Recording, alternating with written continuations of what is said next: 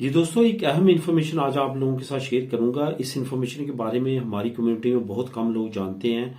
कुछ सिक्के हमारे हाथों से डेली बेस पे गुजरते हैं। असल में उनकी जो वैल्यू रियल होती है, जो आप लेन देन में इस्तेमाल करते हैं, वो तो बहुत कम होती है। 1 यूरो हो सकती है, चंद सेंट हो सकते हैं। लेकिन उन यूरोज में और उन सेंट में कुछ ऐसे सिक्के होते हैं जो नायाब होते हैं। मैं यहाँ पे यूरो सिक्कों की बात कर रहा हूँ, पेनीस की बात कर रहा हूँ, सेंट्स की बात कर रहा हूँ, जिसमें 10 सेंट भी हैं, 20 भी हैं, 50 भी हैं। उनकी तादाद जो है वो बहुत कम है, लेकिन वो नायाब होते हैं, हमारे हाथों से गुजरते हैं। कुछ लोग उसको जानते हैं, वो उनको फाइंड करके सेल करते हैं कुछ ऐसी वेबसाइट पे जिसपे उनको 1-1 सेंट के बदले, 1-1 यूरो के बदले 50-50 हज़ार यूरो जो है वो मिलते हैं। इसकी मजीद डिटेल के लिए आप मेरे चैनल पे जा सकते हैं, देश प्रदेश विद अली। आपको लिंक भी मिल जाएगा, बायो में लिंक भी मिल जाएगा, तो वहां पे जाके आप मजीद डिटेल इसकी ले सकते हैं।